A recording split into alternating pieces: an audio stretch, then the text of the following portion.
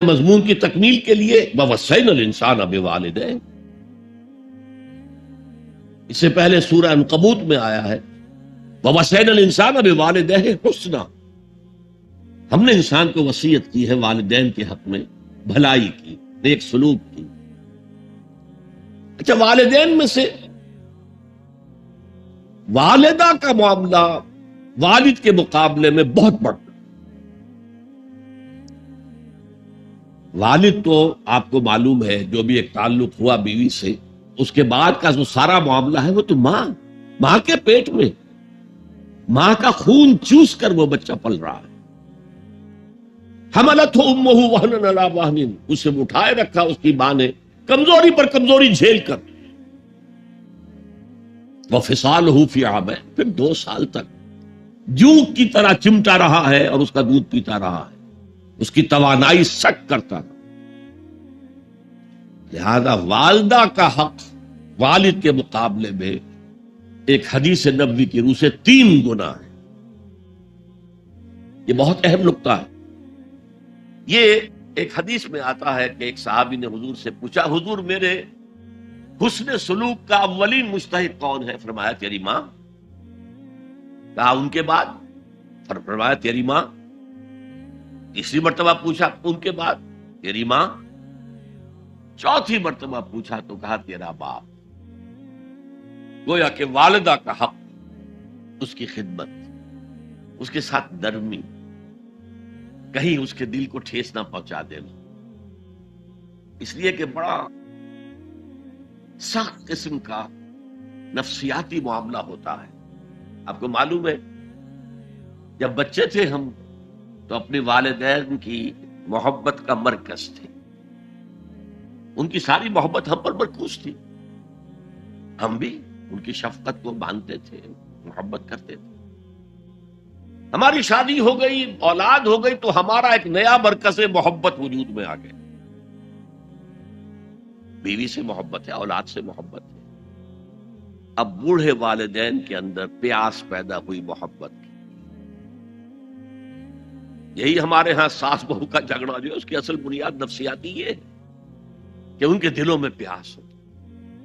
اب اگر ان کی دلجوئی کی جائے، ان کو وقت دیا جائے، ان کے پاس بیٹھا جائے، ان کی باتیں سنی جائیں، تب تو ان کو کچھ نہ کچھ جو ہے تسکین ہوتی ہے، ورنہ ایک بڑا احساس محرومی شدید پیدا ہو جاتا ہے والدین کی۔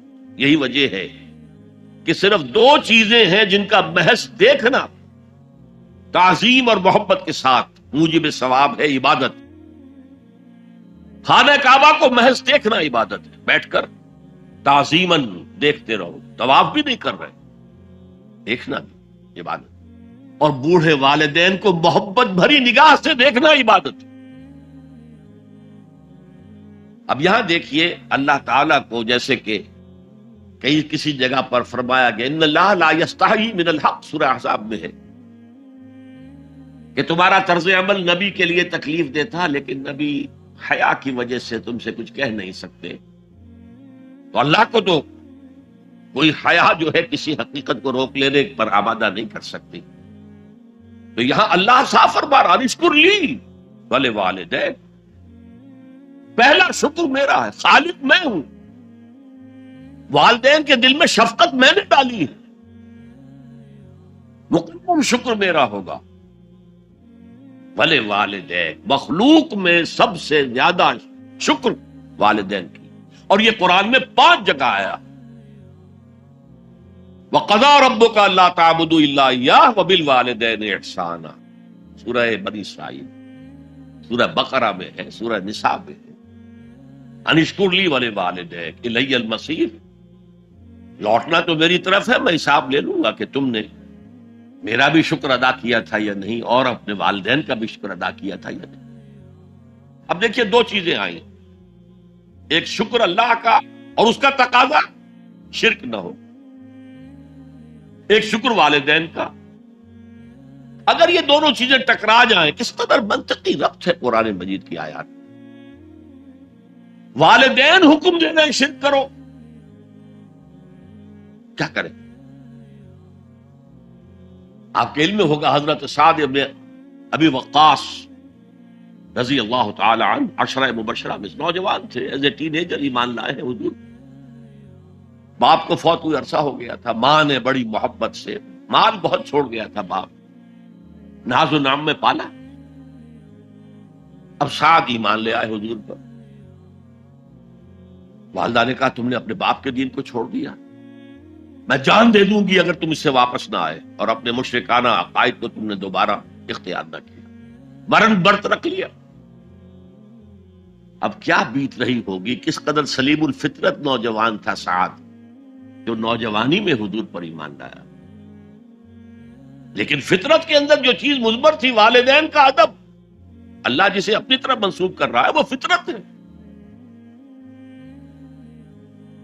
اب یہ ٹکرا رہے ہیں، کیا کریں؟ آیت نازل ہوئی، اور یہ آیت سورہ عنکبوت میں بھی ہے، جیسا کہ میں نے بیان کیا کہ نہیں، یہاں اگر وہ تمہیں مجبور کرے، جاہداکا کا لفظ بھی یہاں پہ نوٹ کیجئے، اگر تم سے جہاد کرے. یہ جہاد صرف مسلمان نہیں کرتا، جہاد تو کافر بھی کرتا ہے، مشرک بھی کرتا ہے، لیکن جہاد ہے، مجبور کر رہے، پریس کر رہے کہ اپنے آبائی دین میں واپس آ جائے. مصعب بن عمیر کو برہنہ مادرزاد کر کے چچا نے نکال دیا. نہایت ناز و نام میں پلا ہوا ایک نوجوان. نہرو جی کے بارے میں کہا جاتا ہے ان کے کپڑے پیرس سے سل کر آتے تھے، ان کا 200 درہم کا جوڑا شام سے تیار ہو کر آتا تھا. باپ اتنی دولت چھوڑ گیا، اور جہاں سے مصعب گزر جاتا تھا خوشبو اتنی رچی بسی ہوتی تھی ان کے لباس میں کہ پوری گلی، پورا بازار مہک جا رہا ہے. لوگ ہاں مصعب جا رہا. جب ایمان لے آئے، چچا نے کہا دیکھو یہ ساری دولت تمہارے مشرک باپ کی ہے، اب نکل جاؤ گھر سے، تمہارا کوئی حق نہیں ہے. اٹھ کر چلنے لگے تو کہا یہ کپڑے جو تمہارے جسم پر ہیں وہ بھی اسی مشرک باپ کے، اتار دو. اتار. مادرزاد برہنہ ہو کر ماں کے پاس آئے، انہوں نے آنکھوں پر ہاتھ رکھے. اس کو کیا ہوا ہے؟ کہا ماں میں موحد ہو گیا. یہ ہے توحید.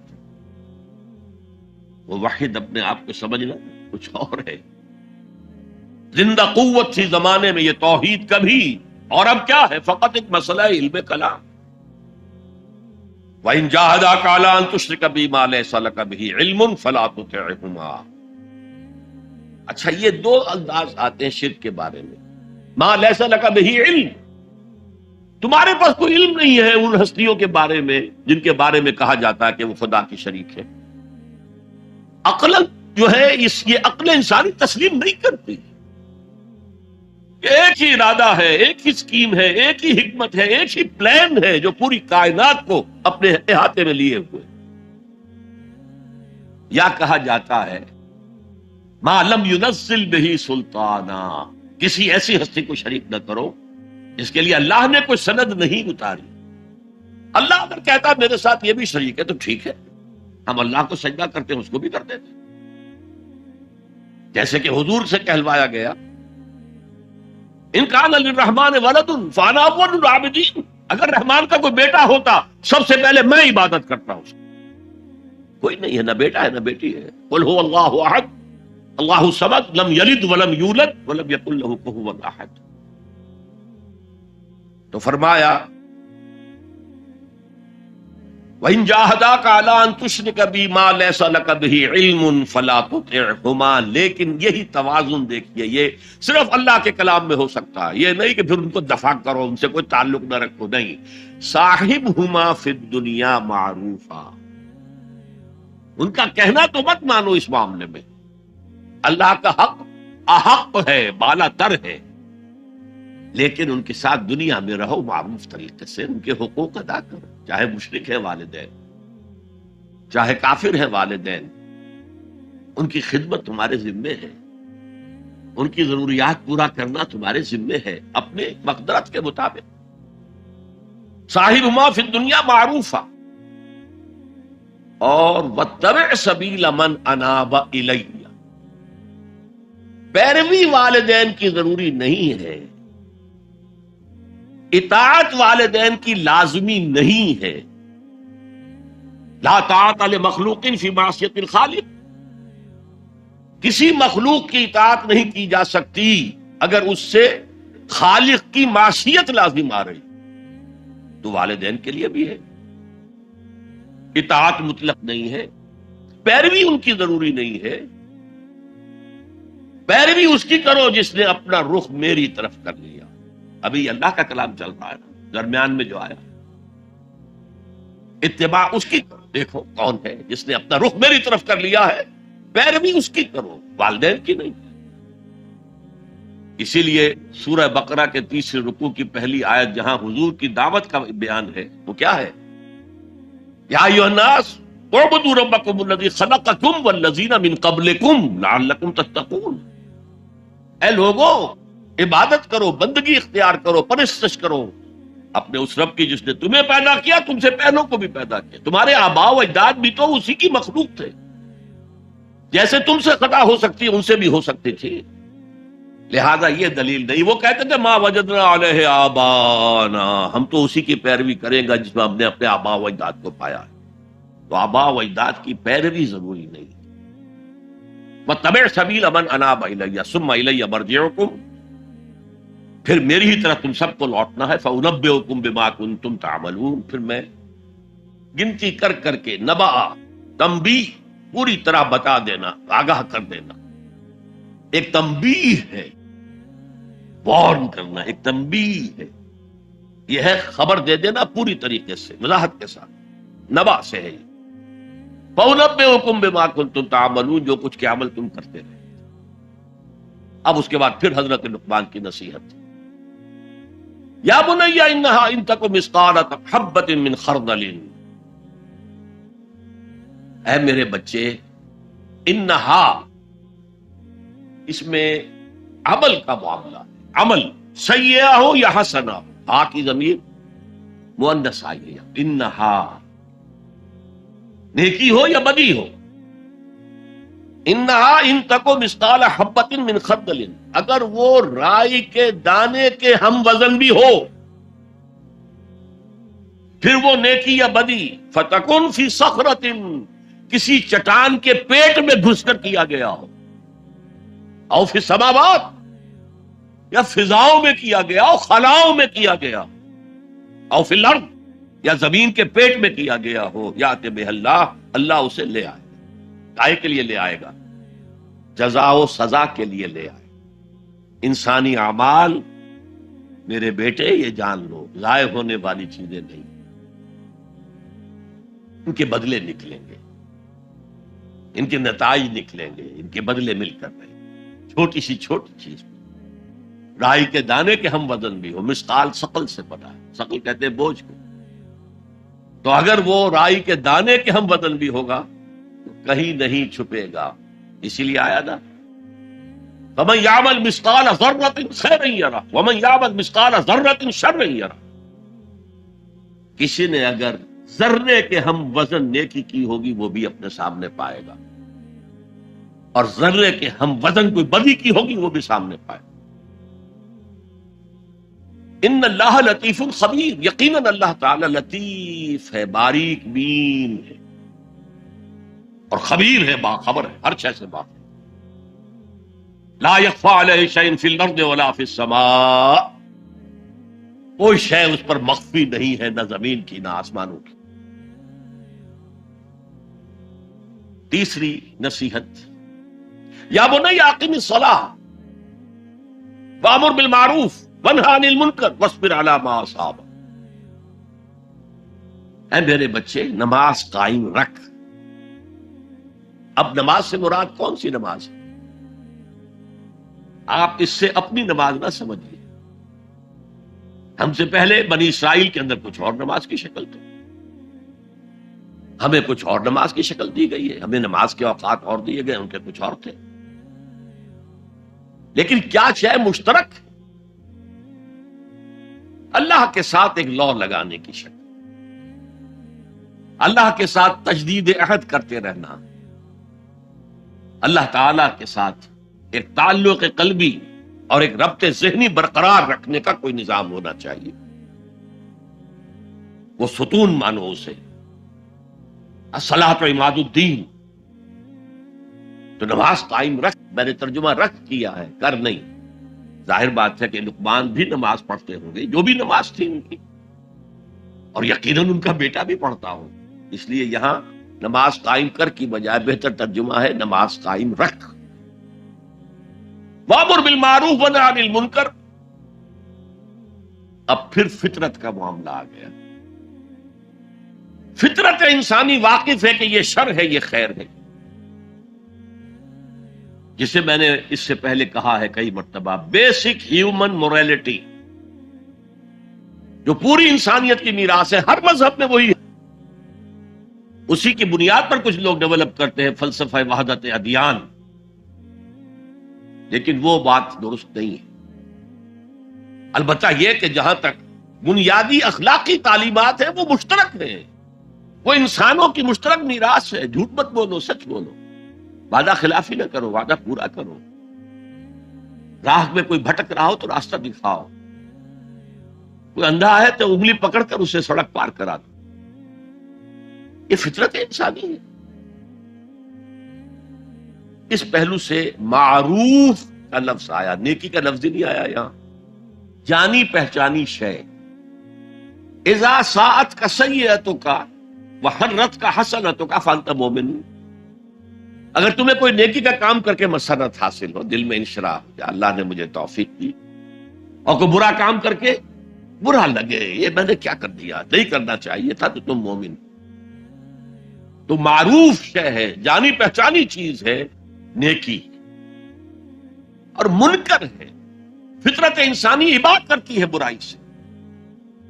یہ علیحدہ بات ہے کہ انسان جو ہے اپنی فطرت کے خلاف چلتا ہے، اپنے مفادات کو دیکھتا ہے، دنیا پرستی میں غرق ہو گیا ہے کہ اندر سے اس کا ضمیر کانشنس اسے ملامت کرتا ہے، تم غلط کام کر۔ پھر آیا بر میں ہم دیکھ سکے وہ اپنے آپ کو سیٹسفائی کرنے کے لیے کہتا ہے میں فلاں فلاں نیکی کا کام بھی تو کر رہا ہوں، تو اتنا مضطرب کیوں ہے؟ تو یہ سارا معاملہ معروف منکر، یا بنی اقم الصلاۃ وامر بالمعروف وانہی عن المنکر، اے میرے بچے نماز قائم رکھیو۔ انتقال کے وقت کی یہ وصیت، اور نیکی کا حکم دیتا رہے، معروف شے کا پرچار کریو۔ یہ وہی مضمون آ گیا سورۃ العصر کا، والعصر ان الانسان لفی خسر الا الذین آمنوا وعملوا الصالحات وتواصوا بالحق وتواصوا بالصبر۔ یا بنی اقم الصلاۃ، یہ عمل صالح، شرک سے بچ گئے، یہ ایمان ہے، توحید ہے۔ وامر بالمعروف ونہی عن المنکر، حکم دے نیکی کا، بھلائی کا، معروف کا، اور روک منع کر منکر سے، جس سے ابا کرتی ہے انسان کی فطرت، جس میں وہ جانتی ہے کہ یہ کام اچھا نہیں۔ وَاصْبِرْ عَلَىٰ مَا أَصَابَكَ، وہ صبر بھی آ گیا، وَتَوَاصَوْا بِالصَّبْرِ، اور پھر جو بیتے اس پر صبر کیجو۔ اس لیے کہ امر بالمعروف اور نہی عن المنکر بڑا کڑوا فعل ہے، یہ خاص طور پر نہی عن المنکر کسی کو اچھا نہیں لگتا، ریزنٹمنٹ ہوتی ہے۔ بچے بھی جیسا کہ میں عرض کر چکا ہوں، اگر آپ کہہ دیں بھئی یہاں مت کھیلو، یہ کھیلنے کی جگہ نہیں ہے، تو پھر اکثر و بیشتر اپنی عزت سلامت لے کر گھر جانا ممکن نہیں ہوگا۔ اور جو سب سے بڑا حق ہے، یہ زمین، یہ کائنات اللہ کی ہے، وہ اس کا حاکم ہے، اس کی حاکمیت قائم کرو۔ تو جو خدا بنے بیٹھے ہوں اپنی حاکمیت کا سکہ چلا رہے ہیں، وہ برداشت کریں گے؟ یہ دیکھیے عیسائیت میں بھی یہ تصور موجود ہے، آخر ہے تو حضرت عیسیٰ نبی تھے نا، اللہ کے رسول تھے۔ ان کی جو سورہ فاتحہ ہے، جیسے ہماری نماز کی کوئی رکعت نہیں ہو سکتی سورہ فاتحہ کے بغیر، اسی طرح لارڈز پریئر ہے ان کی جو سورہ فاتحہ کی جگہ، اور اس میں یہ جملہ Thy kingdom come, Thy will be done on earth as it is in heaven۔ اے رب تیری حکومت آئے، تیری سلطنت آئے، جسے آسمانی بادشاہت بھی کہا گیا، اے رب تیری بادشاہی آئے thy kingdom come, thy will be done on earth, تیری مرضی زمین پر بھی اسی طرح پوری ہو as it is in heavens, جیسے آسمانوں میں پوری ہو رہی. پوری کائنات تو تیرے حکم کے آگے سر بسجود ہے. دنیا میں تیرے خلاف بغاوت ہو گئی. اے رب تیری حکومت یہاں بھی قائم ہو جائے, یہاں بھی تیری مرضی کے مطابق معاملات ہیں. اب اس میں ظاہر بات ہے ریزنٹمنٹ ہوگا.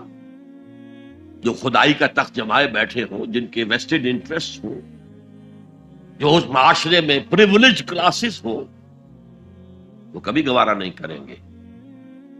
تو یہ معمولی سی ریزنٹمنٹ کے ساتھ ساتھ بڑے سے بڑے ٹارچرز آئیں گے, سزائیں دی جائیں گی, مارا جائے گا, قتل کیا جائے گا, جیلوں میں بھرا جائے گا. لیکن فرمایا وَاصْبِرْ عَلَىٰ مَا أَصَابَكَ, جو بھی پڑے تم پر پھر جھیلو اور برداشت کرو. إِنَّ ذَلِكَ مِنْ عَزْمِ الْأُمُورِ, یہ بڑے عظیمت کے کاموں میں سے ہے. بڑے عزم اور ہمت کی ضرورت ہے اس کے لیے, بڑی قوی قوت ارادی کی ضرورت ہے, بہت پختہ ڈٹرمینیشن کی ضرورت ہے. یہ معمولی باتیں نہیں ہیں. یا بنی اقم الصلاۃ وامر بالمعروف وانہی عن المنکر واصبر علی ما اصابک ان ذلک من عزم الامور. اب اس کے بعد دو چیزیں عام اخلاقیات میں سے, ولا تصعر خدک للناس, اپنے گال پھلا کر نہ رکھو لوگوں کے سامنے. اس لیے کہ جو شخص اس مقام پر پہنچ گیا ہے, اب اس پر شیطان کا حملہ ایک ہی ہو سکتا ہے, اور وہ یہ کہ تکبر پیدا ہو جائے. دوسرے انسانوں کو وہ حقارت سے دیکھے, یہ کن گندگیوں میں پڑے ہوئے ہیں, یہ نالی کے کیڑے ہیں. نفرت پیدا ہو جائے, تکبر پیدا ہو. سعر جو ہے ایک بیماری کا نام تھا جو کہ گردن میں اونٹ کے ہوتی تھی, جس کے اونٹ ٹیڑھی ہو جاتی. تو یہ جسے آپ کہتے ہیں کج رخی, کج کولاہی, ٹوپی بھی کج رکھی ہوئی ہے, اور کوئی آپ سے بات کرتا ہے تو اب اس کی طرف منہ کر کے جواب نہیں دیتے, ایسے ہی جواب دے دیا. حضور کے بارے میں آتا ہے کہ کوئی بھی شخص اگر آپ سے بات کرتا تھا, آپ پورے اس کی طرف مڑ کر اس کی بات سنتے. یہ نہیں کہ بے اعتنائی کے ساتھ بس بات سننی نہیں. وَلَا تُصَعِّرْ خَدَّكَ لِلنَّاسِ وَلَا تَمْشِ فِي الْأَرْضِ مَرَحًا, اور زمین میں اترا کر نہ چلیو, اکڑ کر نہ چلیو. ان اللہ لا يحب كل مختال فخور, یقیناً اللہ کو بالکل پسند نہیں ہے. مختال بنا ہے خیل سے, اختیال. گھوڑے کی چال میں ایک تمکنت ہوتی ہے, وہ تمکنت آپ اپنی چال میں اختیار کریں گے تو وہ آپ کے غرور ذہنی کا انڈیکس ہو, اندر کا غرور ظاہر ہوگا. کہ اس چال سے, گھوڑے کی تمکنت والی چال, ذرا تمشی فی الارض مرحا ان اللہ لا یحب کل مختال فخور.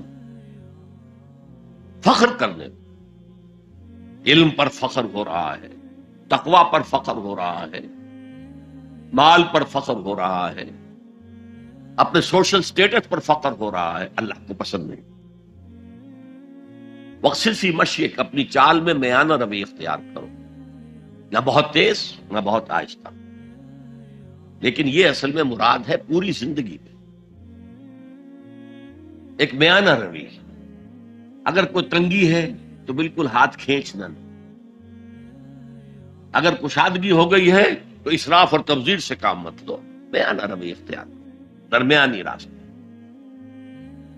اپنی چال میں, اپنی روش میں کہہ لیجیے, اپنی روش میں میانہ روی اختیار کرو.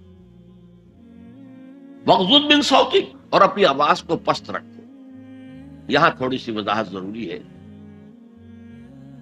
حدیث ہمیں یہ ملتی ہے کہ حضور جب خطبہ دیتے تھے تو الفاظ علا صوتہ, آپ کی آواز بہت بلند ہو جاتی, واحمرت عیناہ, آپ کی دونوں آنکھیں سرخ ہو جاتی. آپ اس طرح خطبہ دیتے تھے جیسے کوئی سپہ سالار اپنی فوج کو لڑنے پر آمادہ کر رہا ہو. لہذا یہ وقت وقت کی بات ہے. یہاں مراد کیا ہے؟ کسی وقت آپ کا کوئی آرگومنٹ کسی کے ساتھ ہو رہا ہے and you feel that you are losing the ground, آپ اپنی آواز بلند کر دیتے، اس کو اپنی آواز سے دبانا چاہتے. یہ نہیں. فرمایا مقصد فی مشیک وغضض من صوتک ان انکر الاصوات لصوت الحمیر. آواز کا بلند ہونا کوئی آواز کا حسن نہیں ہے. اگر ایسا ہوتا تو گدھے کی آواز بہت بلند ہوتی ہے لیکن کسی کو پسند آتی ہے. اور یہاں انکر کا لفظ آ گیا، وہی منکر، ناپسند ہونا. اس میں سے انکر افعل کے وزن پر، کبیر سے اکبر، صغیر سے اصغر، علیم سے اعلم. اب اس کا تجزیہ کیجئے ان 8 آیات. اگر تو یہ کسی نبی کے امتی ہوتے تو اس کا بھی نام لیتے، اس کا بھی اتباع کرو، سنت کو مضبوطی سے پکڑو. جیسے شیخ عبد القادر جیلانی کی وصایا ہیں جو انہوں نے اپنے بیٹے کو کی، شاہ ولی اللہ دہلوی کی وصایا ہے. کسی نبی کے امتی ہوتے تو یہ کہتے، نبی ہوتے تو جو کتاب اتنی ہوتی کہتے تمسک بالکتاب، دیکھنا مضبوطی سے پکڑے رکھنا کتاب. یا خذ الکتاب بقوہ وآتیناہ الحکم صبیا، کتاب کو مضبوطی سے تھا. اس کی کوئی یہاں تلقین نہیں ہے. اچھا، جزائے اعمال کے بارے میں تو کہا اعمال ضائع نہیں ہوں گے. انسانی اعمال نیکی کے ہوں بدی کے ہوں، ان کا نتیجہ نکل کر رہے گا. لیکن یوم قیامہ، آخرت، وزن اعمال، جنت، دوزخ، جو امور صرف نبی کے ذریعے معلوم ہو سکتے ہیں ان میں سے کسی ایک کا بھی ذکر نہیں. لہذا نہ وہ کسی نبی کے امتی تھے نہ خود نبی تھے. صرف فطرت، عقل سلیم، فطرت سلیمہ کی روشنی میں جہاں تک انسان پہنچ سکتا ہے اس کو یہاں بیان کر دیا. اب نوٹ کیجئے ایک نقطہ، سورہ فاتحہ جو ہماری نماز کا جزو لازم، اس میں یہی بات آپ کو ملے گی. ایسا شخص ہے جو پڑھ رہا ہے الحمدللہ، وہ کہہ رہا ہے حمد، الحمدللہ رب العالمین، کل شکر، کل ثنا اللہ کے لیے ہے جو تمام جہانوں کا رب ہے. الرحمن الرحیم، مالک یوم الدین، ایاک نعبد و ایاک نستعین. اب اہدنا الصراط المستقیم جو کہہ رہا ہے وہ کاہے کے لیے کہہ رہا ہے؟ یہ کس شخص کو ریپرزینٹ کیا جا رہا ہے؟ کون ہے یہ؟ کس کی دعا یہاں نقل کی جا رہی ہے؟ یہاں قل بھی نہیں ہے، ورنہ آخر میں قل اعوذ برب الفلق، قل اعوذ برب الناس، وقل رب زدنی علما، یہاں تو نہیں ہے. اور یہ پورے قرآن مجید کی ام الکتاب، الفاتحہ، الشافیہ، الکافیہ، ام الکتاب. اس کا اصل مخاطب نوٹ کیجئے، قرآن مجید کا اصل مخاطب وہ سلیم الفطرت اور سلیم العقل انسان، جن کے اندر نیکی بدی کا شعور بھی موجود ہو، جو نیکی کی راہ پر چلنا چاہیں اور بدی سے بچنا چاہیں. وہ جو یہاں آیا، پھر وہ اللہ سے عہد کر کے اللہ تیری ہی بندگی کریں گے، پرستش کریں گے. تیرا شکر کا حق یہی ہے کہ تیری بندگی کرے، تیرا ہر حکم مانے. البتہ یہ کام بہت مشکل ہے، زندگی کے ہر معاملے میں تیرا حکم ماننا آسان نہیں، لہذا تجھ ہی سے مدد چاہتے ہیں. ایاک نعبد و ایاک نستعین. جیسے کہ حضور ہر نماز کے بعد دعاؤں جو مانگتے تھے ان میں سے اللہم اعنی علی ذکرک و شکرک و حسن عبادتک، اے اللہ میری مدد فرما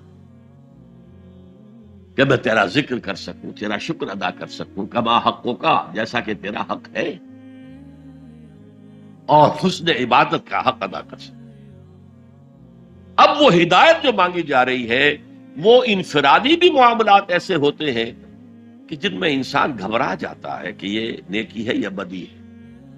حضور نے فرمایا الحلال بین الحرام بین وبینہما مشتبہات. یہ جو درمیان میں آدمی کھڑا ہو جاتا ہے ٹھٹک کر، اور پھر سب سے بڑھ کر نظام اجتماعی، اس تک عقل رہنمائی نہیں کر سکتی. عقل انسانی مجبور ہے کہ گھٹنے ٹیک کر اللہ سے دعا کرے اہدنا الصراط المستقیم. یہ 3 ڈائمنشنز ہیں عورت اور مرد کے درمیان: توازن، حقوق اور فرائض کا، سرمایہ اور محنت کے درمیان توازن، اور جو بھی حکام وقت ہوں اور عوام ان کے درمیان توازن. یہ انسان کے لیے ممکن نہیں. یہاں انسان مجبور محض ہے کہ ہاتھ جوڑ کر دعا کرے. اور دیکھیے اسی کا ثبوت کیا ہے. جب اس اہدنا الصراط المستقیم کا جواب شروع ہوا ہے، یہ تو سوال تھا نا، سائل بن کر ہم نے کہا، اور اب سورہ بقرہ سے جواب شروع ہو رہا ہے. دیکھو یہ ہدایت کی کتاب ہم تمہیں دے رہے ہیں، الف لام میم ذالک الکتاب لا ریب فیہ ھدی للمتقین. یہ ہدایت ہے صرف ان کے لیے جو بچنا چاہتے. جسے کانٹ نے کہا ہے مورل لا ود ان، اس نے کہا کہ وجود ہستی کے 2 دلیلیں ہیں سب سے بڑی: the starry heavens above and the moral law within ان. ہمارے اندر مورل لا ہے، یہ اچھا ہے یہ برا ہے، یہ خیر ہے یہ شر ہے، یہ مورل لا ہے. جن کا یہ مورل لا فطرت کی صحت و سلامتی کی بنیاد پر برقرار ہے، جو تمیز کرتے ہیں بھلائی اور برائی میں، ان کے لیے ہدایت ہے. اولاً وہی آتے ہیں سلیم الفطرت میں، ابو بکر اور عثمان رضی اللہ تعالی عنہما، والذین اتبعوہم بإحسان. پھر کچھ لوگ ان کے پیچھے پیچھے بھی آتے. ایک نمونہ دیکھ لیا، کچھ لوگ بڑھ رہے ہیں، یہ دوسرے درجے کے لوگ ہیں. قرآن مجید میں درجہ بندی بیان کی گئی ہے. السابقون الاولون من المہاجرین والانصار والذین اتبعوہم بإحسان رضی اللہ عنہم ورضوا عنہ. تو یہ سابقون الاولون جو ہیں وہ سلیم الفطرت، وہ سلیم العقل انسان ہیں، جو ان چیزوں تک پہنچ چکے ہیں. البتہ ابھی یقین کی دولت جو ہے حاصل نہیں ہوئی.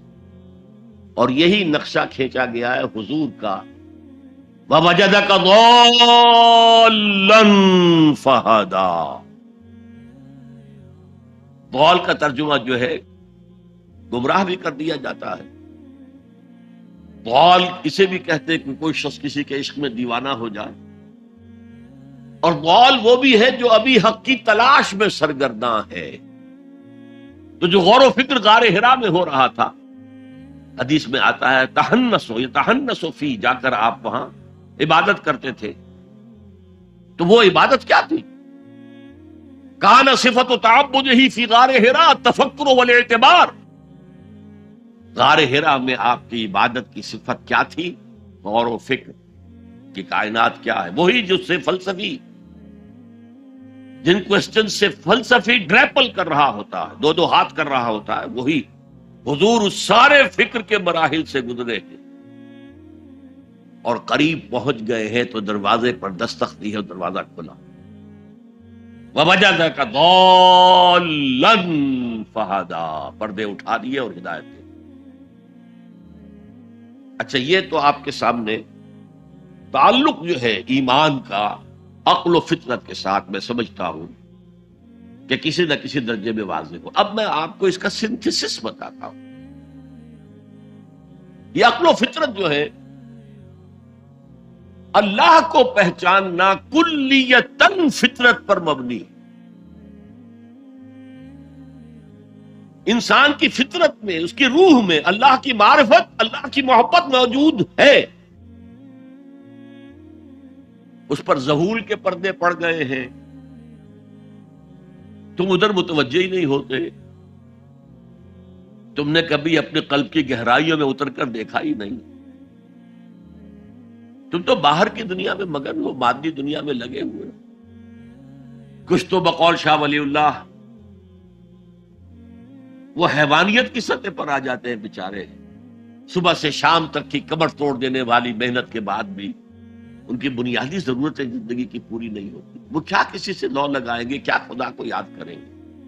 کاد الفقر ان یکون کفرا، یہ فقر اور احتیاج اور مفلسی تو انسان کو کفر تک پہنچا دے، حضور کی حدیث ہے۔ تو تم ادھر متوجہ ہو، ہماری طرف متوجہ نہیں ہوتے۔ حضرت ابراہیم کا قول کیا تھا؟ انی وجہت وجہی للذی فطر السماوات والارض حنیفا وما انا من المشرکین۔ اور یہ نماز کا افتتاح بھی ہے، انی وجہت وجہی، میں نے اپنا رخ سیدھا کر لیا ہے اللہ کی طرف، حنیف یکسو ہو کر، دائیں بائیں کوئی میری توجہ نہیں جا رہی۔ یہ ہے در حقیقت اس عبادت کا تقاضا، جو کہ شکر کا لازمی نتیجہ۔ اب اس کا سنتھیسس دیکھیے، میں نے کہا کہ سب سے پہلے ایمان باللہ وہ کلیتاً فطرت پر ہے۔ اسی لیے کانٹ نے یہ ثابت کیا، ایک کریٹیک آف پیور ریزن، اس کی کتاب جس نے ہنگامہ پیدا کر دیا تھا پورے یورپ میں۔ اس وقت تک کرسچینٹی ڈومیننٹ تھی اور مذہب ایک اہم عنصر تھا انسانی زندگی کا۔ اس نے کہا اللہ کے وجود کے لیے جتنے منطقی دلیلیں دی گئی ہیں سب غلط ہیں، میں سب کو کاٹ کر دکھاتا ہوں۔ جیسے ہم کہتے ہیں لوہے کو لوہا کاٹتا ہے، منطق نے منطق کو کاٹ دیا۔ There is no logical reason to prove the existence of God. A critique of pure reason، میں نے کہا تھا پیور ریزن، عقل خالص جو فطرت سے رہنمائی نہیں لے رہی۔ وہ فلسفہ جو ہے اس کی منزل کیا ہے؟ ایگنوسٹسزم یا اسکیپٹسزم، لا ادریت یا ارتیابیت۔ پھر اس نے ایک کتاب لکھی بعد میں، کریٹیک آف پریکٹیکل ریزن۔ اس نے کہا کہ عملی طور پر انسان اخلاق حسنہ اختیار کر ہی نہیں سکتا جب تک کہ خدا کو نہ مانے۔ یہ نیسیسٹی ہے انسان کو کہ مانے۔ علامہ اقبال نے اس کو تسلیم کیا ہے، کانٹ کے اس دعوے کو۔ وہ ان کی کتاب ہے reconstruction of religious thought in Islam, کہ کوئی منطقی دلیل خدا کے وجود کو ثابت نہیں کر سکتی۔ متکلمین نے کوششیں کی ہیں، لیکن دلیل دلیل کو کاٹ دیتی ہے، منطق منطق کا توڑ کر دیتی ہے۔ وہ صرف قرآن نے لفظ آیت استعمال کیا جو میں نے بیان کیا تھا۔ اس کائنات میں ہر شے اللہ کی نشانی ہے۔ جیسے آپ کو اپنے کسی دوست کی دی ہوئی کوئی شے دیکھتے ہی دوست یاد آ جاتا ہے، ایسے ہی آفاق و انفس میں اللہ کی نشانیاں، تمہارے اندر بھی اللہ کی نشانیاں ہیں۔ ذرا توجہ تو کرو، آفاق کو دیکھو، کھول آنکھ، فلک دیکھ، زمین دیکھ، فضا دیکھ۔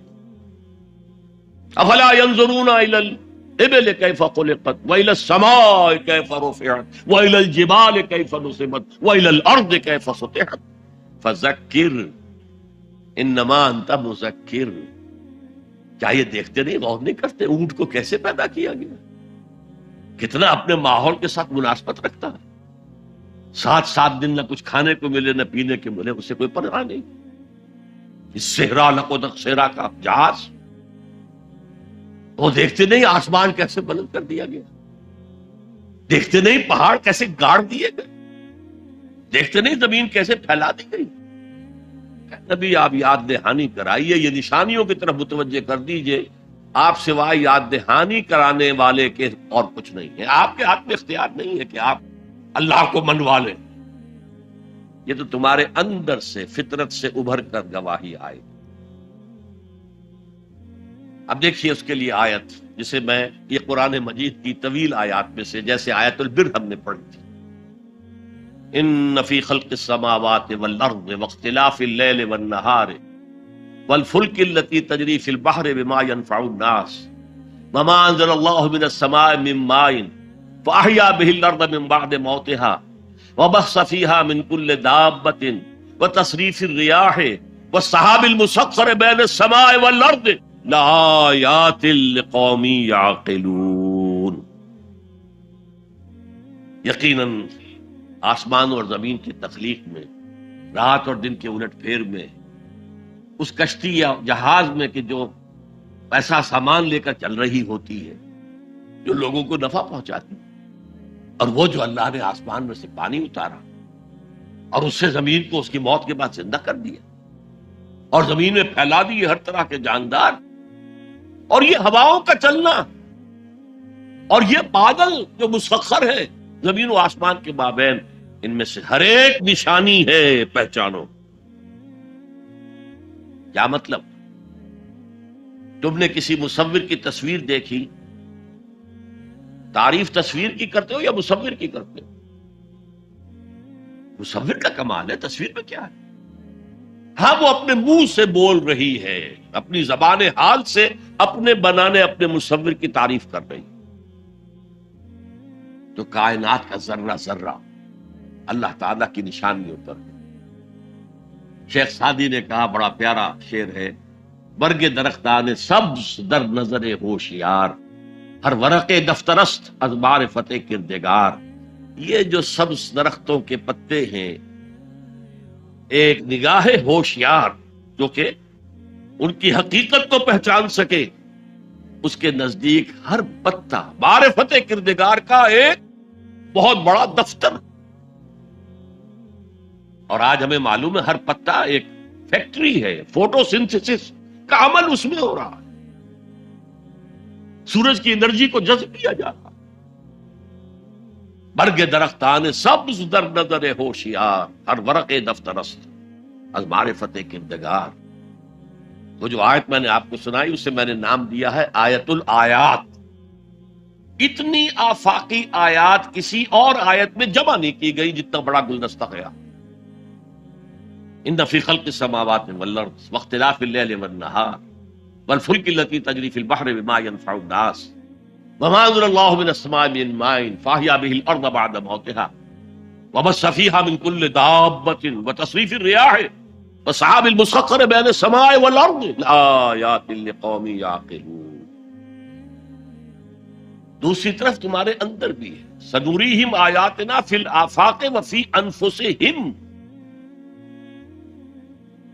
بے دل نے خوب کہا تھا، یہ چوٹی کے شعراء میں سے رہے ہندوستان کے، یہاں تک کہ غالب کو کہنا پڑا کہ طرز بے دل میں ریختہ لکھنا اسد اللہ خان قیامت ہے۔ آسان نہیں ہے طرز بے دل میں اردو میں شاعری کرنا، وہ فارسی کے شاعر تھے۔ ستمست گر ہوست کشت کے بسیر سر و سمندرا، تجھے غنچہ کم نہ دمیدئی در دل کشا بچمندرا۔ کتنے ستم کی بات ہے، تمہاری خواہش آمادہ کرتی ہے کہ چلو چمن میں دیکھو، پھولوں کی بہار دیکھو، درختوں کی بہار دیکھو، گھاس کے اوپر چہل قدمی کرو۔ ارے تم خود ایک پھول سے زیادہ کھلے ہوئے ہو۔ کبھی اپنے دل کا دروازہ کھول کر اس میں داخل ہو کر اپنے حسن معنوی کا مشاہدہ کرو۔ ستمست گر ہوست کشد کہ بے سیر سر و سمندرا، تجھے غنچہ کم نہ دمیدئی، دمکتا ہوا غنچہ ہو تم خود، در دل کشا بچمندرا۔ آیات الہیہ اندر بھی موجود۔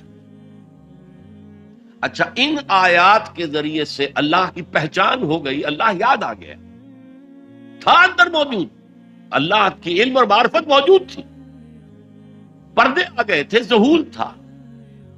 یا جیسے ایک جگہ کہا گیا کلا بل رانا علی قلوبہم، ان کے دلوں کے اوپر جو بھی بدکاریاں وہ کرتے رہے ہیں اس سے زنگ لگ گیا، حجابات آ گئے۔ شیخ علی حجویری رحمت اللہ علیہ، جنہیں داتا گنج بخش کہا جاتا ہے، اگرچہ یہ لفظ نہیں کہنا چاہیے، انہوں نے کتاب کا نام کیا رکھا؟ کشف المحجوب۔ جو پردے میں آیا ہوا ہے، اوٹ میں آیا ہوا ہے، اسے کھولنا۔ تم اوٹ میں ہو، تمہارے اندر موجود ہے اللہ کی معرفت۔ البتہ اس کا ایک نتیجہ یہ نکلنا چاہیے، اب تمہارے لیے محبوب ترین ہستی اللہ ہو جائے۔ چنانچہ اس کی اگلی آیت جو ہے اس پورے تصور کو، وَمِنَ النَّاسِ مَن يَتَّخِذُ مِن دُونِ اللَّهِ أَندَادًا يُحِبُّونَهُمْ كَحُبِّ اللَّهِ۔ لوگوں میں وہ بھی ہیں جو اللہ کے سوا کوئی مد مقابل گھڑ لیتے ہیں، پکڑ لیتے ہیں، اور ان سے وہ محبت کرنے لگتے ہیں جو اللہ سے کرنی چاہیے۔ اپنے نفسی کو معبود بنایا ہوا، دولت کو معبود بنایا ہوا، دولت پرست، سرپرست، نفس پرست، وطن کو معبود بنا لیا ہے، وطن پرست، قوم کو معبود بنا لیا ہے، قوم پرست، بہت چھلانگ لگائی تو انسان پرست یا انسان دوست، ہیومنزم، اور اس کو پوج رہے ہیں، اس کے لیے بھاگ دوڑ کر رہے ہیں۔ وَمِنَ النَّاسِ مَن يَتَّخِذُ مِن دُونِ اللَّهِ أَندَادًا يُحِبُّونَهُم كَحُبِّ اللَّهِ وَالَّذِينَ آمَنُوا أَشَدُّ حُبًّا لِلَّهِ، جو اللہ کو مان لیتے ہیں اور پہچان لیتے ہیں، ان کی شدید ترین محبت اللہ کے ساتھ۔ یہ پہلا ہے ایمانیات کے ضمن میں، فطرت کی بنیاد پر اللہ کا پہچان، عقل کی بنیاد پر پہچاننا وہ ہر شے پر قادر ہے، ہر شے کا جاننے والا ہے، اس کی حکمت کامل ہے، اس کائنات کو دیکھو اور پہچانو، اس کی قوت میں کہیں کوئی کمی نظر آتی ہے، اس کی حکمت میں کوئی کمی نظر آتی ہے، کوئی شے تم کر سکتے ہو پوائنٹ آؤٹ کہ یہ کام یوں نہ ہوتا، یوں ہوتا تو بہتر ہوتا، یہ عقل پھر پہچانتی ہے۔ لیکن اس کی ایگزسٹنس کے لیے یہ صرف ہماری اندرونی شہادت ہے۔ اب آگے چلیے، اس سے اگلا قدم ہے ایمان بالآخر۔ عجیب بات ہے یہ کہ یہ جو میں نے آیت الآیات آپ کو سنائی، یہ سورہ بقرہ کے 20ویں رکوع کی پہلی آیت ہے۔ دوسری آیت وہ ہے وَمِنَ النَّاسِ مَن يَتَّخِذُ مِن دُونِ اللَّهِ أَندَادًا يُحِبُّونَهُم كَحُبِّ اللَّهِ وَالَّذِينَ آمَنُوا أَشَدُّ حُبًّا۔ سورہ آل عمران سورہ بقرہ کا جوڑا ہے، اس کے بھی 20ویں رکوع کی آیت یہی ہے، لیکن مختصر، طویل تو آ چکی ہے بات وہاں، اب یہاں وہ مختصر۔ ان فی خلق السماوات والارض واختلاف اللیل والنہار لآیات لأولی الالباب، یقیناً آسمان اور زمین کی تخلیق میں اور رات اور دن کے الٹ پھیر میں نشانیاں ہیں اولو الالباب، عقل مندوں کے لیے۔ لب کہتے ہیں کسی چیز کا اصل مغز، لب لباب، ہماری پوری گفتگو کا لب لباب یہ، تو انسان کے لیے عقل سب سے بڑی شے ہے۔ ہمارے حیوانی وجود کی سب سے اونچی شے کیا ہے؟ عقل۔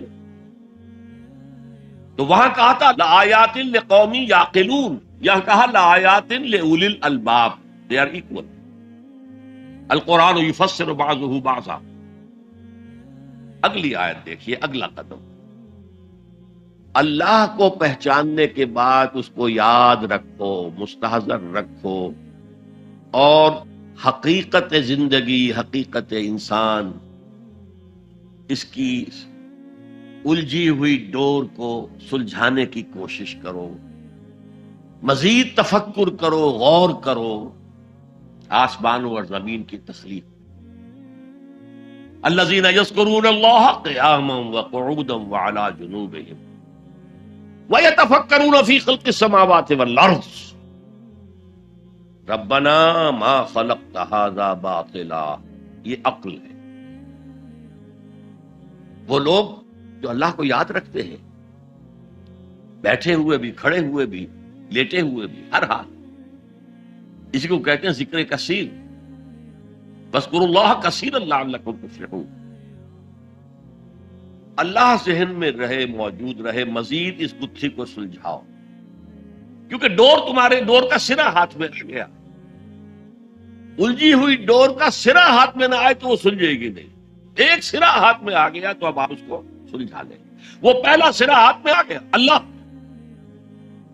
اب اس اللہ کو ذہن میں مستحضر رکھتے ہوئے یتفکرون فی خلق السماوات والارض، آسمانوں اور زمین کی تخلیق میں وہ تفکر کرتے ہیں، غور کرتے ہیں، اور سوچ بچار کرتے ہیں، گہرائی میں اترتے ہیں، تو ایک حقیقت ان پر منکشف ہوتی ہے، ربنا ما خلقت ھذا باطلا سبحانک فقنا عذاب النار۔ اے اللہ، تو نے یہ سب کچھ بیکار اور بے مقصد پیدا نہیں کیا، ہر شے میں حکمت ہے، ہر شے با مقصد ہے۔ سبحانک، تو پاک ہے اس سے کہ کوئی بے مقصد شے پیدا کرے یا کوئی بے مقصد کام کرے۔ بے مقصد کام کرنے والوں کو آپ کہیں گے پاگل ہے۔ ربنا ما خلقت ھذا باطلا. ایک اور جگہ آیا ہے عبسا، تو نے یہ عبس پیدا نہیں کیا ہے، بیکار پیدا نہیں کیا ہے، بے مقصد پیدا نہیں کیا. ہر شے نتیجہ خیز ہے، ہر شے کے نتائج نکلتے. گھاس کا تنکا بھی بغیر حکمت کے نہیں. تو آپ غور کریں اس کائنات میں اس کا رول کیا ہے، گھاس کے تنکے کا بھی رول ہے. سبحانک فقنا عذاب، اس سے ان کا ذہن منتقل ہوتا ہے آخرت کی طرف اور آخرت کے عذاب کی طرف. کیوں، کیسے؟ اب یہاں فطرت اور عقل کا پھر امتزاج آپ دیکھیں گے. عقل نے فیصلہ کیا یہاں کوئی شے بے مقصد نہیں، نتیجہ خیز ہے. فطرت کہتی ہے نیکی نیکی ہے، بدی بدی ہے. اور ہونا تو یہ چاہیے کہ نیکی کا صلہ نیک ملے، اچھا ملے، بدی کا صلہ برا ملے. عقل کہتی ہے. لیکن دنیا میں ہم دیکھتے ہیں کہ نیکوکار حلال کھانے والے بمشکل سوکھی روٹی کھا سکتے ہیں. استثناءات ہیں لیکن عام معاملہ تو یہی. حرام خور، دھوکہ دینے والے، سودی کاروبار کرنے والے، ہیروئن کا کاروبار کرنے والے، منشیات کا کاروبار کرنے والے، انسان کے صفری جنسی جذبات کو بھڑکا کر آمدنی حاصل کرنے والے وہ عیش کر رہے ہیں. تو اصول تو یہ ہے کہ گندم از گندم پہ رویت جو سے جو، گندم سے گندم اگنی چاہیے، جو سے جو اگنا چاہیے. یہ کیا ہو رہا ہے؟ نیکوکاروں کو کیا ملا؟ نسل انسانی کا سب سے بڑا نیک انسان محمد صلی اللہ علیہ وسلم، اور کئی کئی وقت کے فاقے آتے تھے. ان کی نیکی کا کوئی صلہ دیا جا سکتا ہے دنیا میں سوائے اس کے کہ ان پر درود پڑھیں؟ اللہم صلی علی عبدک و نبیک و رسولک و خلیلک محمد و بارک وسلم. درود پڑھیں. اور بدترین انسانوں کو آپ کیا سزا دے سکتے ہیں؟ ہٹلر نے اگر خودکشی نہ کی ہوتی تو آپ اگر فورسپ سے لے کر اس کا ایک ایک رواں نکالتے اور اس کے مسلز کا بھی ایک ایک جو ہے علیحدہ کر دیتے تو کیا اس کے جرائم کی سزا ہو جاتی؟ کروڑوں انسان قتل ہوئے، لاکھوں نہیں. پورا یورپ برباد ہوا، تباہ ہوا. خود اس کا ملک جو ہے وہ سب سے زیادہ تباہی کا جو ہے وہ نشانہ بنا. تو دنیا میں ہم نے جزا و سزا کا کچھ نظام قائم کیا ہے، لیکن یہاں نہ جزا اتنی دی جا سکتی ہے جتنا کہ کوئی شخص مستحق ہے. اس نے پوری زندگی اسی میں لگائی کہ خیر کا پرچار کیا اور بدی سے روکا لوگوں. یہی اپنا وقت، صلاحیت وہ پیسہ کمانے میں خرچ کر سکتا تھا، اس نے لگا دیا اپنے آپ. کون اسے صلہ دے گا یا اور کیا صلہ ہوگا اس کا؟ اور جن لوگوں نے لوگوں کو گمراہ کیا، شیطان کے چیلے بن گئے، ہزاروں لاکھوں انسانوں کو گمراہی کی طرف دھکیل دیا، ان کو یہاں کیا سزا دی جا سکتی؟ لہذا ثابت ہوا یہ دنیا نامکمل ہے. ایک دنیا، ایک عالم اور ہونا چاہیے، اور وہ ابدی ہونا چاہیے تاکہ پوری پوری بھرپور سزا ملے اور پورا پورا بھرپور اجر دیا جا سکے. یہ ہے منطق اور عقل کا طریقہ. خیر و شر یہ فطرت ہے، فطرت. خیر خیر ہے، شر شر ہے. آج کل کی دنیا میں تو کہہ دیا جاتا ہے nothing is good or bad, only thinking makes so. نہیں، نیکی نیکی ہے، بدی بدی ہے. اور انسان فطری طور پر جانتا ہے یہ نیکی ہے، یہ بدی ہے. یہ مورل لا ہے. میں نے کانٹ کا حوالہ دیا، دی مورل لا ود ان، ہمارے اندر ہے. اس کا تقاضا یہ ہے کہ نیکوکاروں کو ان کی نیکی کی جزا ملے، بدکاروں کو ان کی بدی کی سزا ملے. وہ یہاں پورا نہیں ہوتا. اول تو مجرم پکڑے ہی نہیں جاتے، پھر رشوتوں کے دھندے ہیں، چھوٹ جاتے ہیں. ججوں کو خرید لیا جا سکتا ہے. بڑا جو ماہر وکیل ہے وہ جتنے گواہ کھڑے ہیں اس مجرم کے خلاف ان سب کو کاٹ دیتا ہے جرح کر کے. فرض کیجئے یہ سارے مرحلے طے کر لیے، میں نے مثال دی تھی، ایک بوڑھا آدمی ہے جس نے جوان کو قتل کر دیا. آج کل کیا ہوتا ہے کہ انگلی کی حرکت ہی ہے نا، پسٹل سے شوٹ کر دیا. اب آپ نے فرض کیجئے سارے مراحل طے کر کے اسے پھانسی کی سزا دے دی، تو کیا سزا بنی اس کی؟ وہ زندگی گزار چکا، کھا پی چکا، اپنے بچوں کو پال پوس چکا، وہ بچے اپنی اپنی جگہ پر ہیں، اس کی بیوی بھی یا بوڑھی ہے یا مر چکی ہے، اور اس نوجوان کا جوان بیوی جو ہے وہ بیوہ ہوئی، چھوٹے چھوٹے بچے یتیم ہوئے. اور یہ بچے اب باپ کی شفقت اور باپ کی نگرانی سے سر پر سایہ نہیں رہا ہے باپ کا، اور ان کے آوارہ ہونے کا امکان بہت شدید ہے. وہ آوارہ ہوں گے تو کہاں کہاں تک ان کی آوارگی معاشرے کے اندر گندگی پھیلائے گی. انسان کے اعمال ایک وہ ہے جو وہ اپنی زندگی میں آگے بھیجتا ہے. میرے اور آپ کے اعمال جمع ہو رہے ہیں، کریڈٹ اور ڈیبٹ ہو رہا ہے، وہاں حساب کتاب ہو رہا ہے. ایک وہ اعمال کے اثرات ہیں جو پیچھے چھوڑ کر جاتے ہیں، بما قدم و اخر، وہ جو پیچھے اثرات ہیں. آج جو کوئی نماز پڑھ رہا ہے وہ حضور کے طفیل ہی پڑھ رہا ہے، جو روزہ رکھ رہا ہے وہ حضور کے طفیل ہی روزہ رکھ رہا ہے، حضور ہی نے سکھایا تھا. اسی لیے کہتے ہیں اللہم صلی علی محمد بعدد من صلی وصام، بارک علی محمد بعدد من قام، سجدہ و قام کہہ لیجئے، رکع و قام کہہ لیجئے. اے اللہ محمد پر درود بھیج ان سب کی تعداد کے حساب سے جو نماز پڑھ رہے ہیں، روزہ رکھ رہے ہیں، اس لیے کہ وہ محنتیں مشقتیں 23 برس کی تھیں جن کا یہ نتیجہ نکل رہا. تو یہ ہے ایمان باللہ سے ایمان بالآخرت تک فطرت اور عقل کی رہنمائی.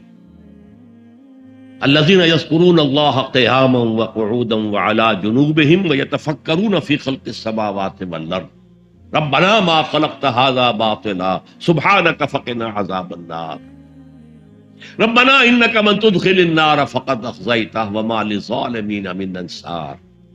اے اللہ جن کو بھی تو جہنم میں داخل کر دے گا ان کو تو رسوا کر دے گا، وہ رسوا ہو جائے.